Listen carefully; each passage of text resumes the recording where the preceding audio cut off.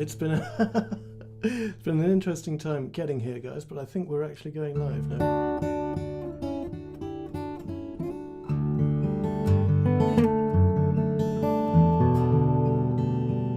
Hey Variel, thank you so much for was that you on Instagram telling me now that something wasn't working? Yeah, I know, man. Well, this is still hey Wandering Boy, thank you for joining us. Yes, we are here. And you know, this is part of the joys of live streaming, live broadcast.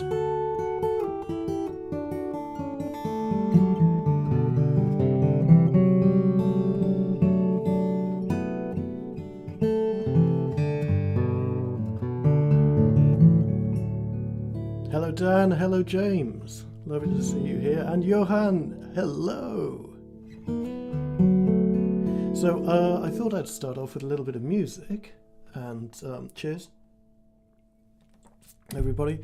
I've been looking forward to doing these live streams for a while now, and the impetus behind this has been recent events where I've had the chance to play in front of an audience again and actually enjoy time with with other people.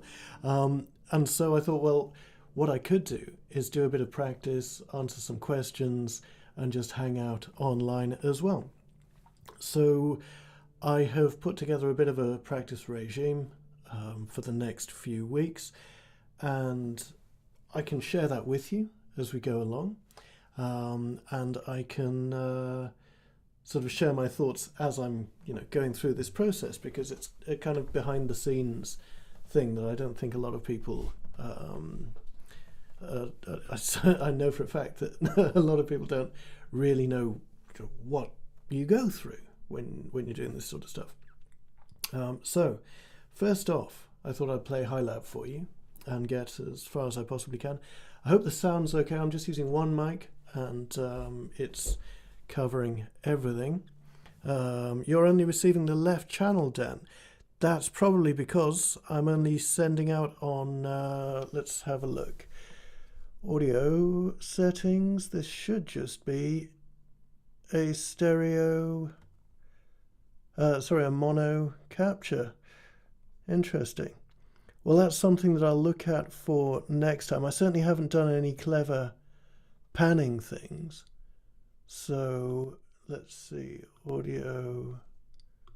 Well, that's something that we can look at for next time, isn't it?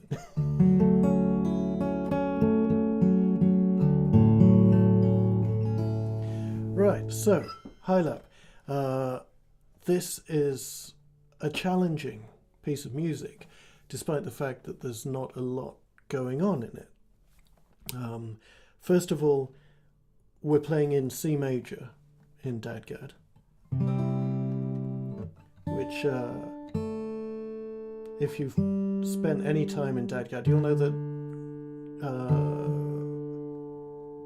keys like C aren't exactly natural habitat for the guitar.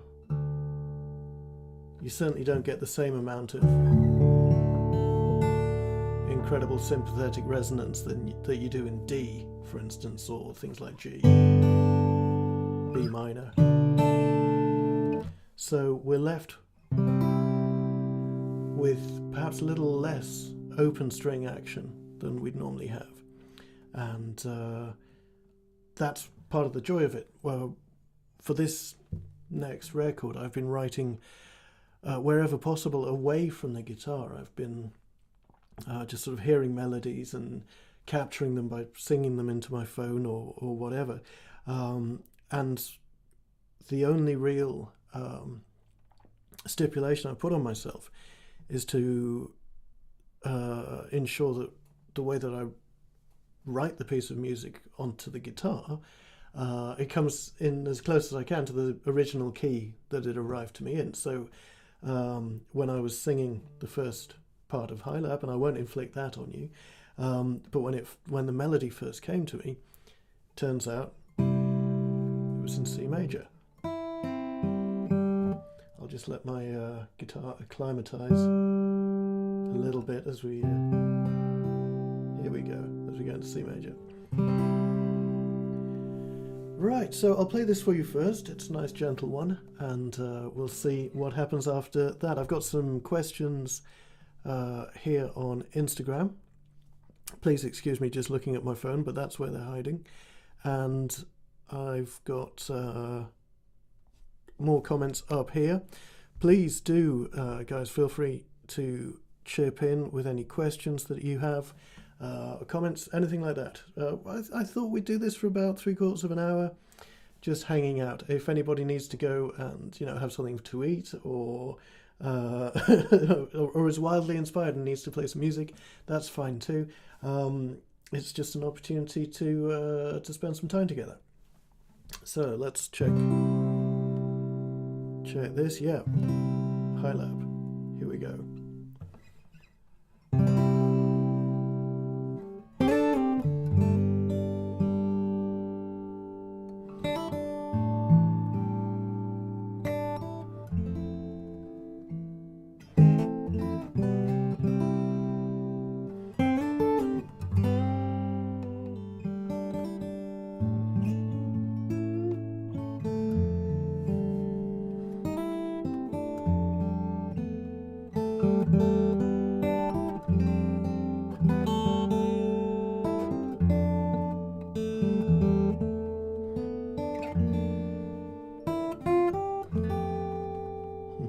Bit jazzy there.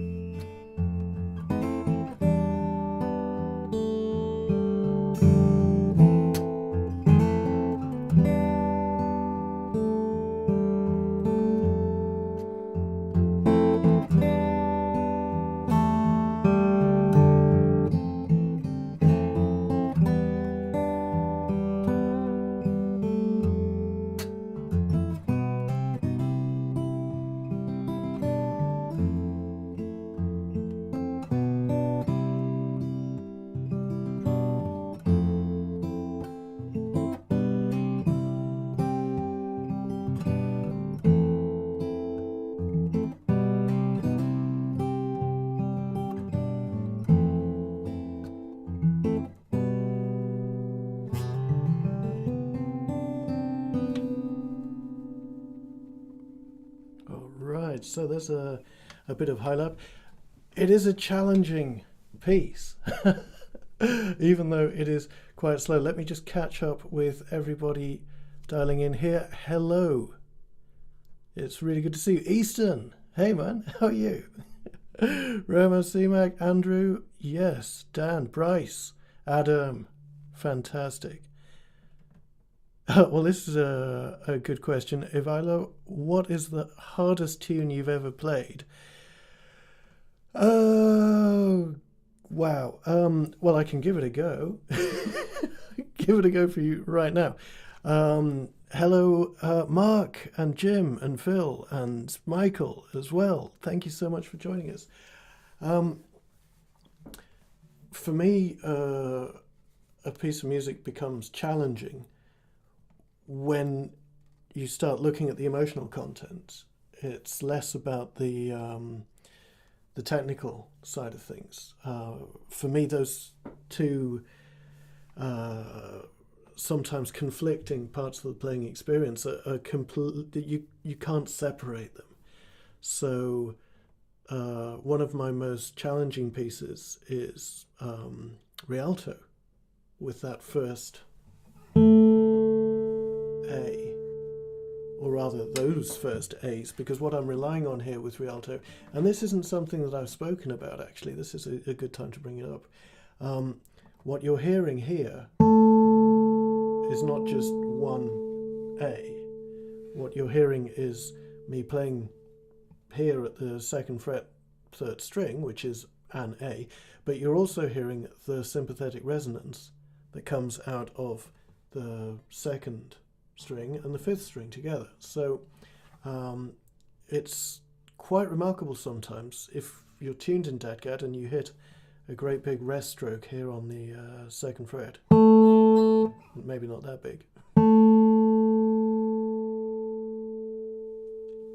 You can actually hear the instrument sort of breathe. It was certainly something that I picked up on with Michael Bashkin's guitars in Colorado. And a lot of that breath, that pulse, is coming from sympathetic resonance. I'll show you what I mean. I hope this comes through. It may not, but we will we'll give it a go. If not, then I'll try and record this for YouTube at a later date, because I think it's worth looking at. But I'll play this one note. Whoa, steady. And all I did there was put my finger on the 5th string, and I heard a real drop in the volume, because I've cut off the sympathetic resonance on the 5th string there as well. So what Highlab is all about is, what Rialto is all about is this constant breath from the instrument. It needs to be moving at all times. So the difficult bit there is ensuring that you don't cut anything off. So right from the start, you've got this, and yeah, that's pretty much the most challenging bit actually, because you've got a great big rest stroke right here, and you've sort of established that you're in spacey, airy territory. Where do you go next?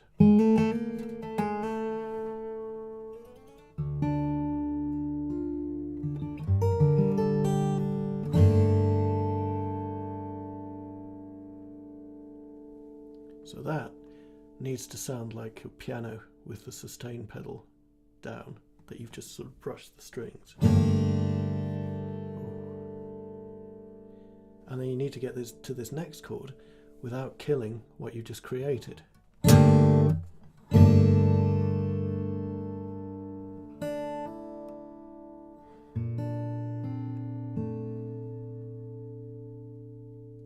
So there are a lot of composers that have done this in the past. I can think mostly of guys like Debussy, who would let chords flow into other chords, and that's something that the steel string guitar does very well indeed. In fact, I would venture to say that it's more effective at that perhaps than the classical instrument at times, because we've got this beautiful sustain. Oh, you see, I killed it there.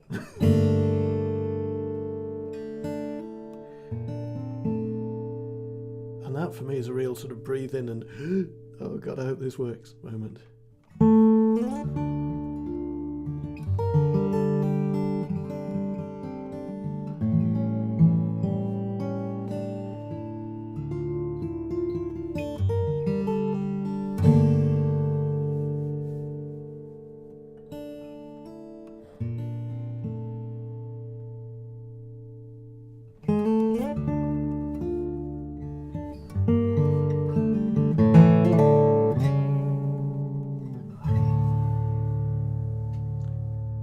Bear in mind that this is a maple instrument, and therefore when I stop the strings from vibrating, that halt in sound is absolutely immediate. So with a rosewood guitar, you might expect, even when you mute, for there to be a little bit of woof going on in the body itself. But with maple, you get an immediate, you can hear the brakes screeching. And that's one of the reasons why this is something of a challenge, because if you do kill a note by accident, as I did earlier on, then you kill it stone dead. There's nothing to hide behind. So that's challenging. Then we've got things like the 5 a.m. tango, which is actually on my list of things to play for you this evening, which is massively challenging for different reasons. Part of that is the expression, part of that is making sure you've got the phrasing in. I'll show you what I mean.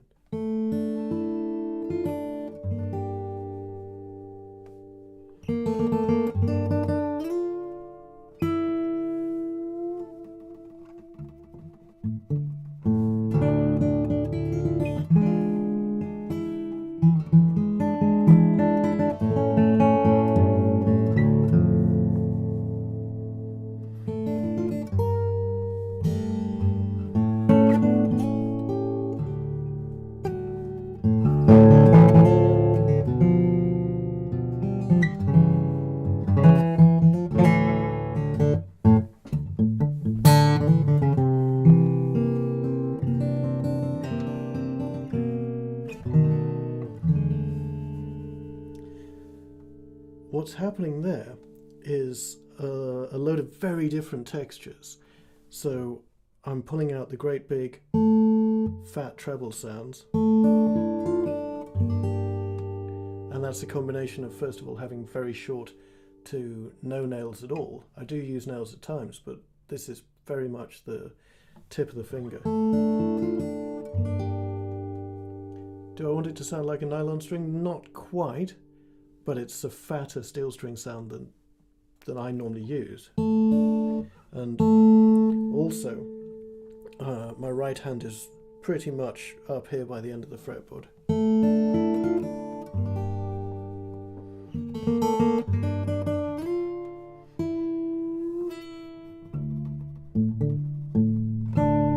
So we've got a muted bass and quite a steely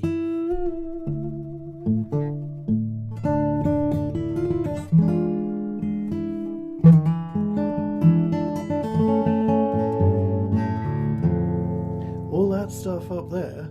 I'm playing with my right hand closer to the bridge, so you do get this really kind of steely, it's not a warm sound, it's not intended to be sort of mellifluous and romantic. This is it's a bit more muscular.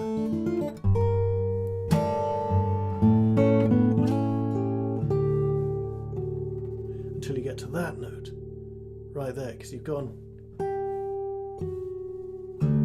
oh, so you really want to accentuate that, and I do that by changing not only the frequency, going to the note below, but also changing the timbre, the way that I attack it. So a little harmonic rake there.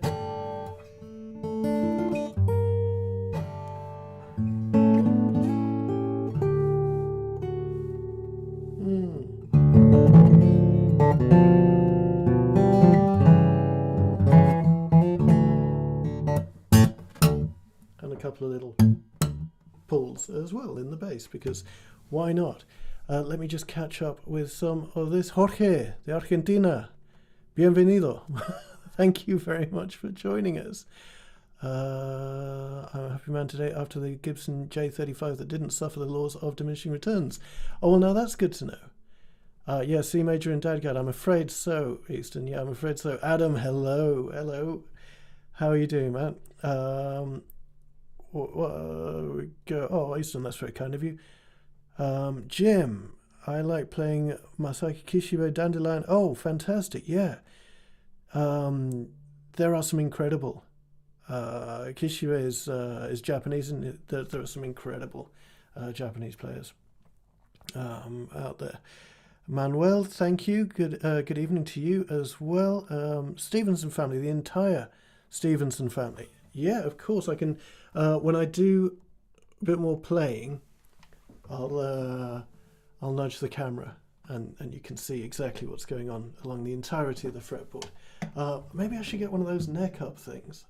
Has anybody tried those? I mean, they always felt a little bit, I don't know, a bit bizarre to me. But I'm happy to invest if it means that we can do this. Let's see what else is going on. Terry once played a gig in a California music shop that had walls covered with double basses, and the sympathetic resonances were astonishing, ethereal, and frankly spooky. Yes, I know exactly what you mean. I remember. This is going back a bit, but in my first year at arts college, there was, we were doing our final compositions. Mine was obviously a fingerstyle guitar piece, but I'd also taken the precaution of, for some reason, and this is the sort of thinking that gets encouraged at arts college, I played a fingerstyle piece standing up, but I had a Fender Stratocaster strapped to my back that was feeding back into an amp, so it was a sort of a screechy drone. I'm not sure how successful that was at the time, but this was back in the late 90s. We were encouraged to do all sorts of strange things, and one of the other guys in my year was a saxophonist, and he played a beautiful piece into a grand piano with a brick on the sustain pedal. So I've got, fond memories of that. Very, very evocative sound, because what tends to happen is that the strings that ring in sympathy are the ones that are within the tune, let's say, to put it simply. So you do get just these beautiful textures. I heard that the Prodigy used this as a texture as well. Liam Howlett would do a lot of recording into a piano with the strings vibrating. So it's well worth a look. Krasi, hello from Sofia. Thank you very much for joining us.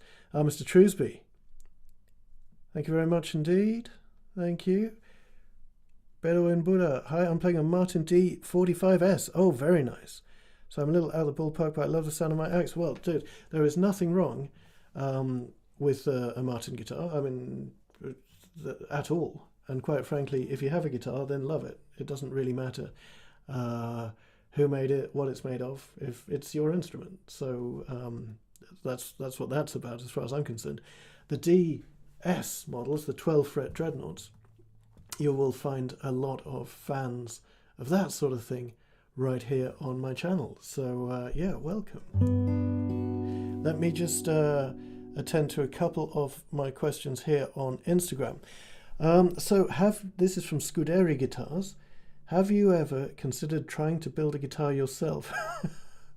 Oh man, yeah, I do get that. The simple answer is no. I've been very fortunate to meet a lot of the finest guitar makers, as far as the steel string and electric guitar go, that have ever lived, and I've seen what goes into their work, and the thought of approaching an instrument from a point of view of absolute ignorance and zero experience sort of chills me to the bone, because I'd rather that wood went to someone who knew what they were doing with it. I've been offered the opportunity to make a guitar with luthiers in the past, and I've had to decline simply because I don't think I've got the hand skills to. I know for a fact I don't have the hand skills to operate at that sort of level, and it's a challenge that I don't see myself taking up this time around. But never say never. Let's see what's going on here. Ryan, I tried a Martin OM42 last week and loved it. Went with a Loudon instead though. Oh well, someone's been shopping. Yeah, the 42, 45 series Martins, obviously they command a premium. I had a chat. One of the things that you see in guitar forums sometimes is this idea of the 45 series Martins, or the 40 series, let's say, that have all this pearl inlay around the top of the soundboard. There have been rumours that the extra cut here around the edge of the soundboard in order to add all that inlay affects the sound in a positive way, that somehow things are a little looser because of the amount of shellfish that the guitar now has. I wasn't sure about that myself, but then I had a chat with Fred Green at Martin and posed the same question to him, and he said, no, I don't think it makes any difference whatsoever. So yeah, I'm fairly confident that they're there for looks, and let's face it, it is a beautiful look. A 40 series Martin is absolutely classic. At some point, maybe I'll get one myself. I mean, the ones that I've seen recently have all been at George Gruhn's, and they've been from the 1930s, 1940s, and they have been fairly heartbreaking instruments. But there you go. That's par for the course sometimes. I've got another one here, which I think would two, in fact. First of all, from a fingerstyle player's point of view, which blue guitar stood out for you? That's a very good question in from Ian Bart 303 on Instagram. Ian, the blue guitar collection is, I think, unique because it represents a snapshot in time of a guitar building community. Some of those builders had grounding in flat top guitar making. People like John Monteleone, Linda Manza, John Zeidler as well, Kim Walker. So, some of these names also specialised in flat tops or had come up doing flat tops. Their instruments are the ones that I tend to find most immediate from a fingerstyle point of view. Tom Rebecki as well, Bob Benedetto. The guitars that were made more in the image of a great big D'Acquisto or D'Angelico, certainly the D'Angelico style ones, the Campolone, the Triggs, that sort of thing. Beautiful instruments, amazing sound, but it wasn't something that I was able to tap into immediately. It didn't feel as welcoming. In the hands of other players like Paul Asbell or Ted Ludwig, beautiful all day long. But sometimes you come across things that suit you and don't suit other people, or vice versa. That's just part of this whole experience, isn't it? And I got another question here which I thought might come in handy from Magilap on Instagram. Do you ever get stuck in a songwriting rut, and if so, what tips could you share that help you? And I thought this is something that's definitely worth discussing. I don't see any aspect of the songwriting process as a rut, but I do have pieces of music that I've been working on for quite some time, and I'm just sort of waiting to see where they'll lead me. It's very tempting when you've got a brand new idea to sort of stick it onto another new idea and make some sort of Frankenstein's monster of old and new that doesn't necessarily have a cohesive sound or a cohesive kind of atmosphere to it. And so part of my push in recent years has been writing away from the guitar. As far as the initial melody goes, I think that's been very important for me, simply because the melodies that have come to me, I have applied them to the guitar afterwards. It hasn't been me dealing with tried and tested muscle memory and thinking, okay, yeah, so I'll just do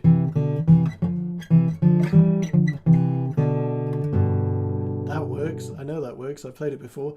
I'll stick it in there. So it's been very much a question of the melody arriving, and then what do we do with it after that? How do we approach this? I still love noodling on the guitar. I think that a lot of little eureka moments can come out of contact with the instrument. I'm not denying that at all. A recent piece that has come to me is it's called 3 Weeks in Summer. You may have seen me play it as part of the 4 songs from Kim Walker's workshop. And it starts off with a chord which I found just by chance. And it was just that chord for a while. I would just sit and go,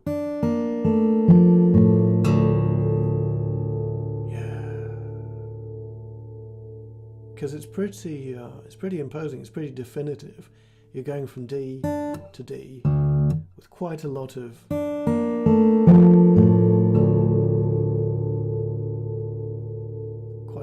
flavour, quite a lot of sympathetic resonance, quite enough discord to keep things interesting. Oddly enough,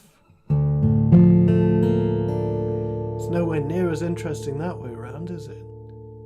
You go from the bass to the treble. It's a little bit sort of directionless. And yet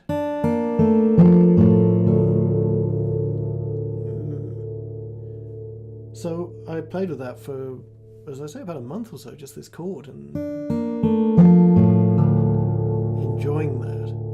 And that became a little lick, which then became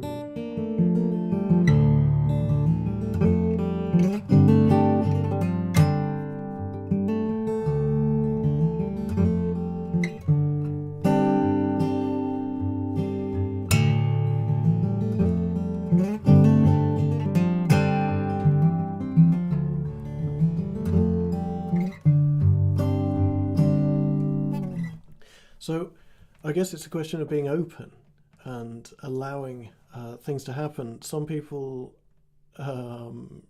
describe the process as like using a butterfly net, where you go out and actively catch something.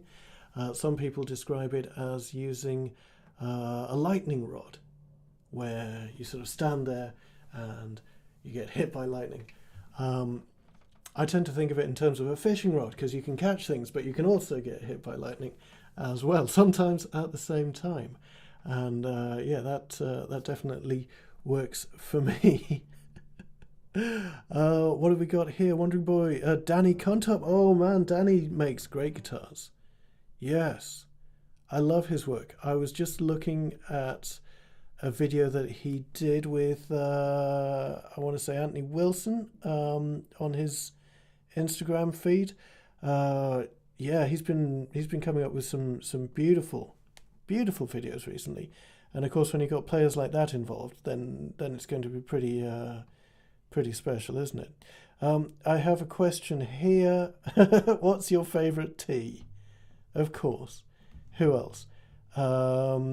So this comes in from my dear friend Eleanor Jane, the photographer who is the founder of this new magazine 11 that I contributed a piece to. I don't know if you've seen the video on my channel, but it's a new guitar magazine, absolutely stunning publication. I'm very proud to have been involved right at the start. My favourite tea is either Yorkshire Gold, or it is that dark green tea that you get in Japan in an actual tea ceremony, which I've had the joy of experiencing a couple of times. And yeah, I miss Japan. I was there as a teenager, and I thought it absolutely marvelous and a very beautiful and sort of dreamlike place in many ways. And a lot of that has sort of stayed with me. So yeah, memories of the tea ceremony, taiko drumming, my first experience with kendo. Yeah, good stuff. Good stuff. And Dora's Revenge. There are a few amazing players in the chat here. Yeah, absolutely there are. It's an absolute joy to see you all here. I'm thrilled. I've got to apologise for the last time I tried to do this. Obviously, the hotel Wi-Fi just fell over, and I found myself staring at a blank screen. That's part of the situation, I'm afraid. But this time around, a couple of little teething pains, but we got there eventually. Obviously, I've fired my entire tech team, which is me. We'll get to it. I'm thinking maybe every couple of weeks. If there's a particular theme that you'd like me to look at, and maybe a theme that I've looked at in a video on YouTube, we could do a question and answer, go into more detail after that, here on a live stream. I don't know. I'm throwing it out there. It's something that I've kind of wanted to do for a while. I thought you were still in the high altitude. That is a reference to the last episode of Luthia Stories, where I don't know if you've followed that series, guys, but that was a season of interviews with Luthias around the USA in this case, and Canada. And the final episode was with my dear friend Michael Bashkin out in Fort Collins, Colorado.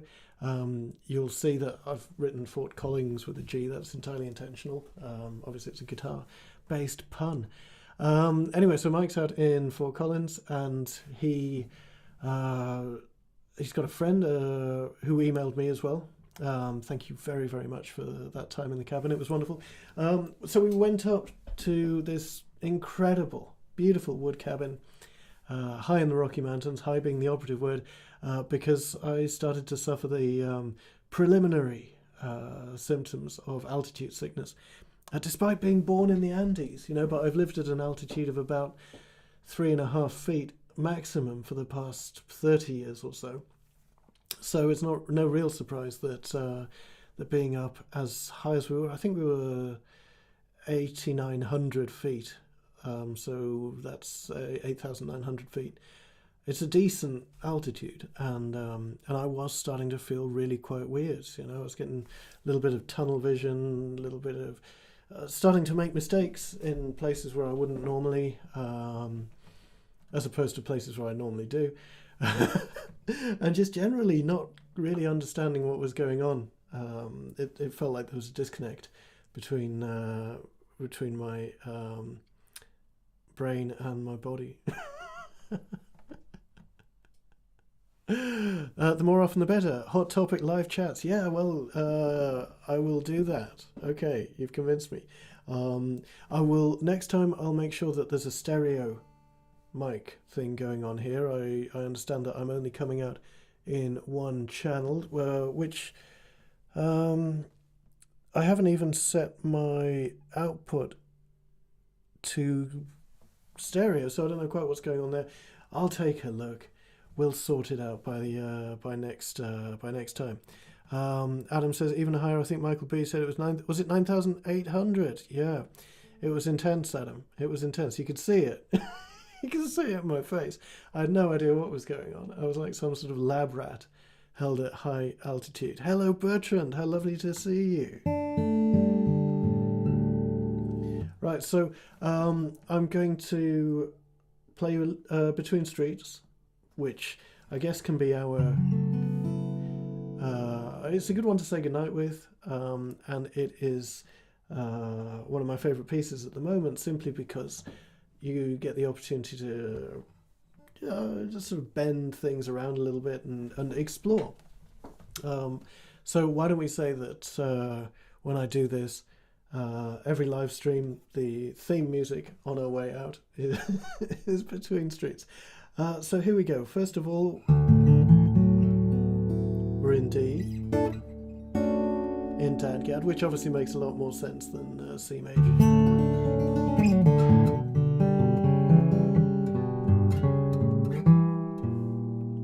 Little improvised, semi-improvised introduction.